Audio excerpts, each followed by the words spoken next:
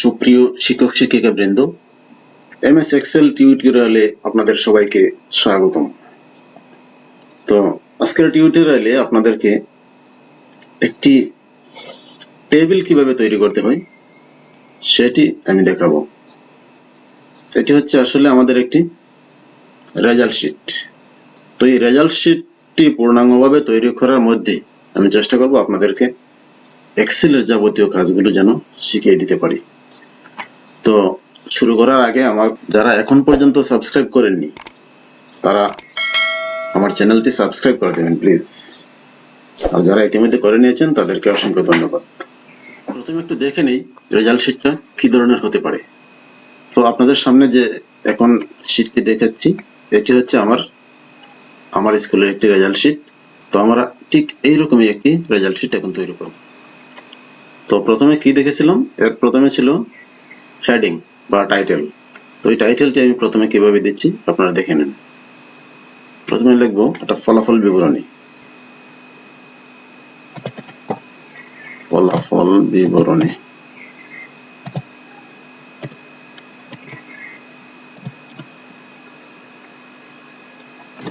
তারপর ঠিকানা জয়রুলিয়া সরকারি প্রাথমিক বিদ্যালয়, দিরাই সুনামগঞ্জ।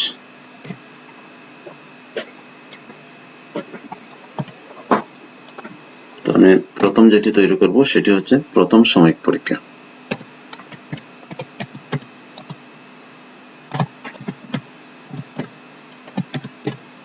প্রথম সাময়িক পরীক্ষা।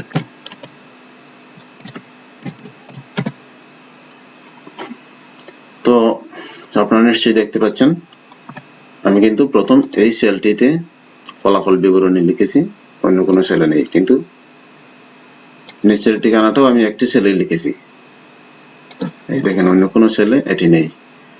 কিন্তু আমাকে যখন হেডিং দিতে হবে তখন যে শীটটি আমি তৈরি করব তার ঠিক মাঝখানে থাকতে হবে, এটাকে আমি সেন্টার করে দিতে হবে। তো প্রথমে আমাকে বুঝতে হবে যে আমার শীটটি কতটুকু বড় হবে। তো আমাদের এই শীটটিতে সর্বোচ্চ কতগুলো কলাম আছে, তো আমি একটা গুণে দেখেছি এখানে প্রায় 23টি কলাম আছে। তো 23টি কলাম যদি আমাকে নিতে হয় এখানে কিন্তু আমাকে ডাব্লিউ কলাম পর্যন্ত আসতে হবে। তো আমি এটাকে সেন্টার করার জন্য আমার এই পর্যন্ত আসতে হবে ডাব্লিউ এর, আমার শীটটা ডাব্লিউ পর্যন্ত থাকবে আর হেডিংটা থাকবে ঠিক সেন্টারে মাঝখানে। তো এটি করার জন্য আমাকে যা করতে হবে, উপরে হোম ট্যাবের মধ্যে মার্জ এন্ড সেন্টার একটি রিবন আছে, এটাকে আমার সিলেক্ট করতে হবে। দেখেন মার্জ এন্ড সেন্টার সিলেক্ট করার সঙ্গে সঙ্গে সবগুলো সেল মার্জ হয়ে গেছে এবং লেখাটি সেন্টারে চলে এসেছে। তদ্রূপ দ্বিতীয় লাইনটিও আমি এরকম ভাবে মার্জ এন্ড সেন্টার করে দেব।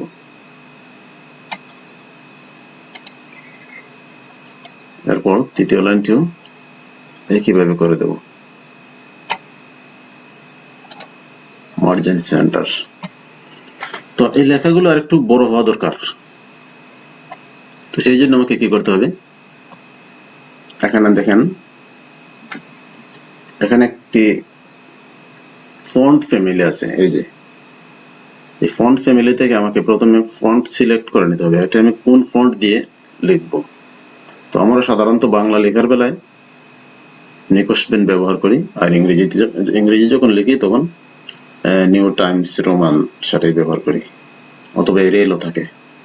তো আমি যেহেতু বাংলা লিখছি তো আমাকে নিকোশ পেন সিলেক্ট করে দিতে হবে, অর্থাৎ নিকোশ বাংলা।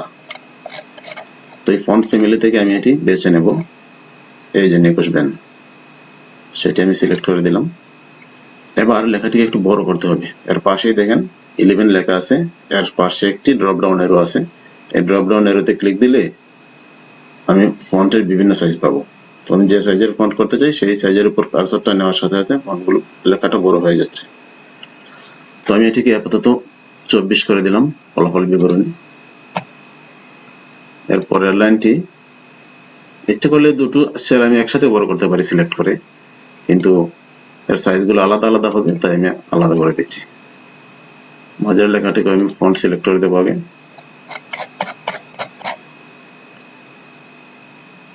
নিয়ে বসবেন। এবার একে আমি আরেকটু বেশি বড় করে দেব, 24-এর পরে 26। প্রথম সাময়িক পরীক্ষা, এটা এত বড় করার দরকার নেই।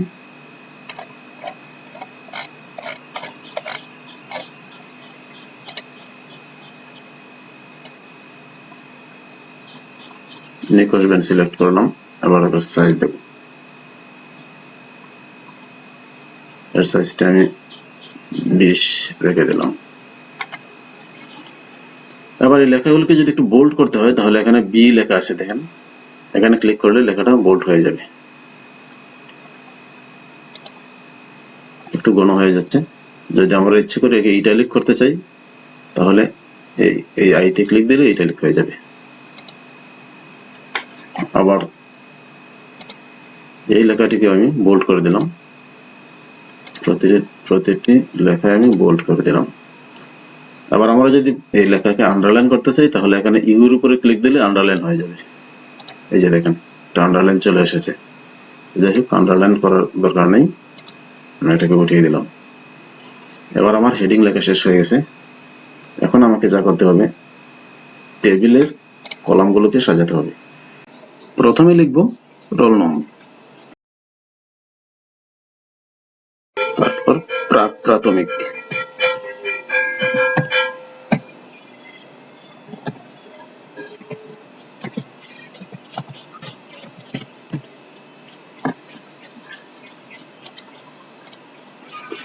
এরপর হচ্ছে বিষয়,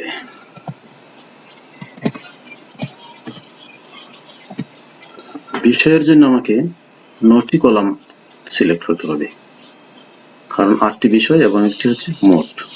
তাই আমাকে কি করতে হবে, 2 3 4 5 6 7 8 9 নম্বর কলাম পর্যন্ত এসে মার্জিন সেন্টার করতে হবে।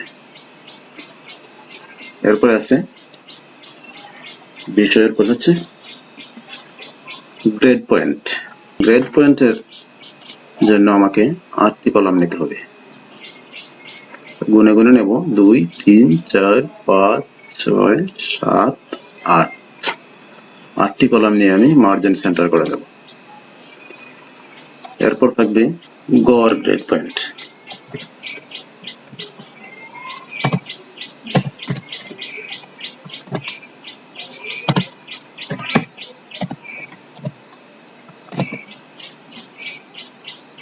গড় গ্রেড পয়েন্ট, এরপর আছে প্রাপ্ত গ্রেড।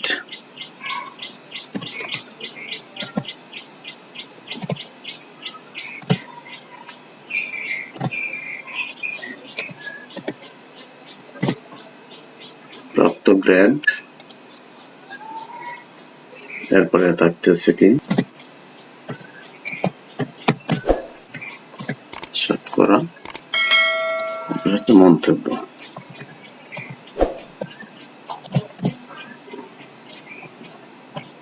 এবার নিচের কলামগুলিও লিখে নেব।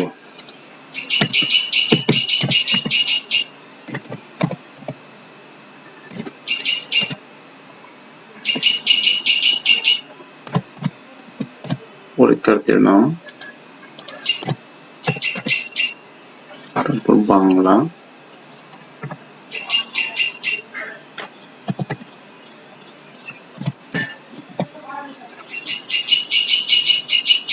গণিত,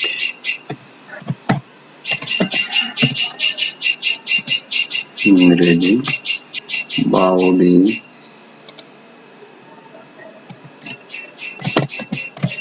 বিজ্ঞান,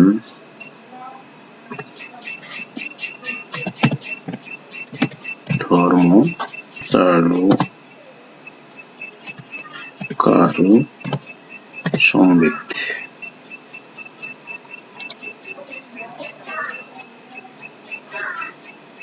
শারীরিক শিক্ষা,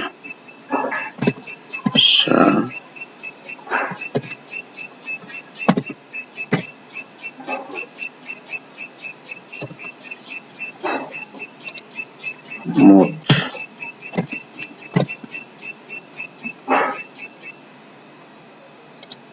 আবার এই রেখাগুলি আমি কপি করে কন্ট্রোল সি দিয়ে কপি করে এই আরটি করে আমি বসিয়ে দেব, কন্ট্রোল ভি পেস্ট করে দিলাম। ঠিক আছে,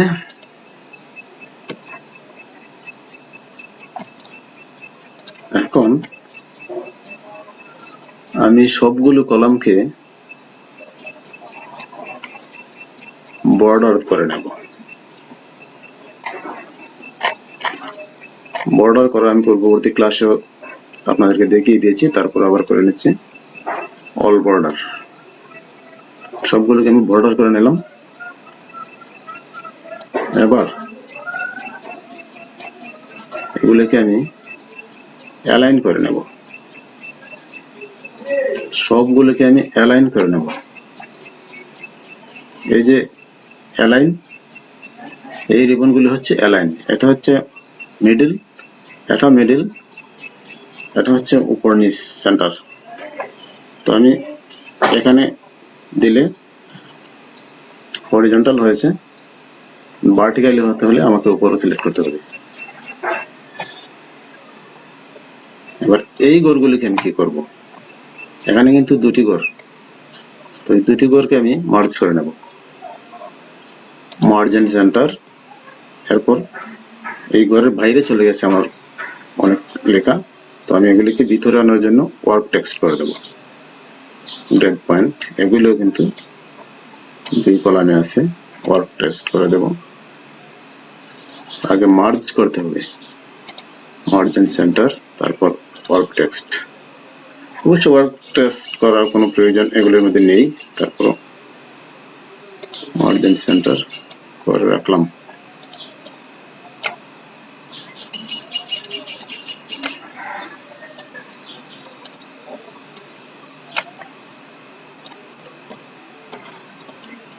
এখন আমাকে দেখতে হবে এই যে রোল নং এর কলামটা কিন্তু এত বড় রাখার কোনো প্রয়োজন নেই, তো এটাকে আমি ছোট করে দেব। আর একে আমি মার্জিন সেন্টার এবং ওয়ার্ক টেক্সট করে দিলে আমার কলামের ভিতরে লেখাগুলো থাকবে। একে আমি দুটি কলাম নিয়ে নেব, মার্জিন সেন্টার, ওয়ার্ক টেক্সট। এখন পরীক্ষার্থীর নাম, এই কলামটা একটু বড় হওয়া দরকার, তাই একে আমি একটু টেনে বড় করে নেব।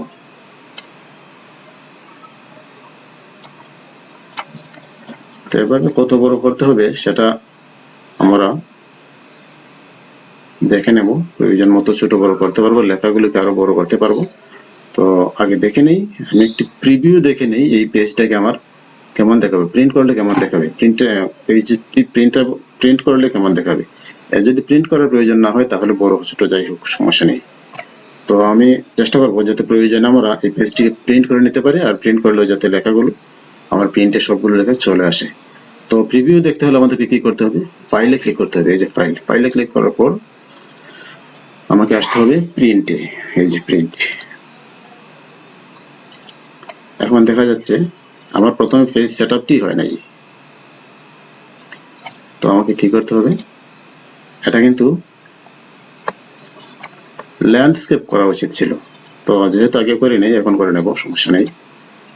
পেজ লেআউট, পেজ লেআউট থেকে আমাকে সাইজ নির্ধারণ করতে হবে আগে।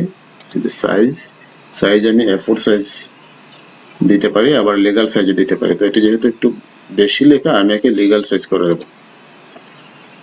সাইজটা দিলাম লিগ্যাল। এবার ওরিয়েন্টেশনে গিয়ে আমাকে ল্যান্ডস্কেপ সিলেক্ট করতে হবে। মার্জিনে আমি কাস্টম মার্জিনে গিয়ে খুব বেশি মার্জিন রাখার প্রয়োজন নেই, আমি একে কমিয়ে দেব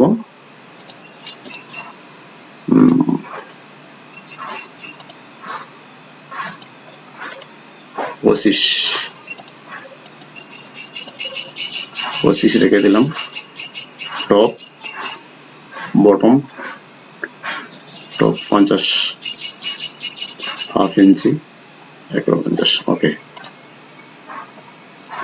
এবার প্রিভিউটা দেখি কেমন দেখা যায়।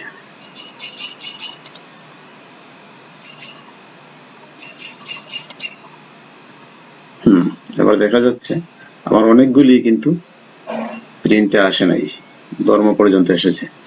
তবে আমাকে কি করতে হবে, কলামগুলোকে আরো ছোট করতে হবে। এই যে দাগটা দেখা যাচ্ছে, এই দাগটা কিন্তু আমার পেজের মার্জিনের, এই দাগের ভিতরে সবগুলোকে নিয়ে আসতে হবে। তো এর জন্য আমাকে কি করতে হবে, কলামগুলোকে আরো ছোট করতে হবে, লেখাগুলোকে আরো ছোট করে দেব।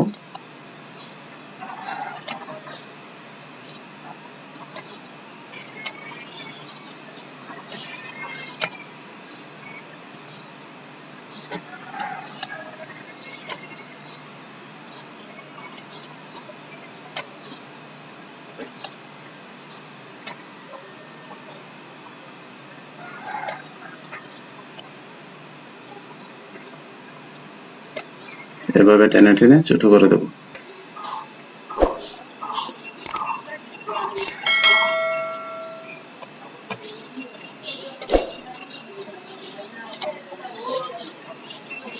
ওকে, এখন ঠিক আছে। এবার এই ফন্ট সাইজ,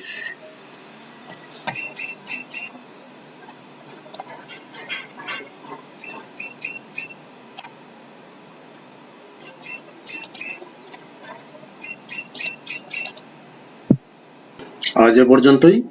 পরবর্তী ভিডিওতে আমরা এক্সেলের সূত্র সম্পর্কে জানবো এবং এই টেবিলেই সূত্রের প্রয়োগ আমরা করে দেখাবো। এখন তোমরা সবাই ভালো থেকো, সুস্থ থেকো, নিরাপদ থেকো। সবাইকে ধন্যবাদ।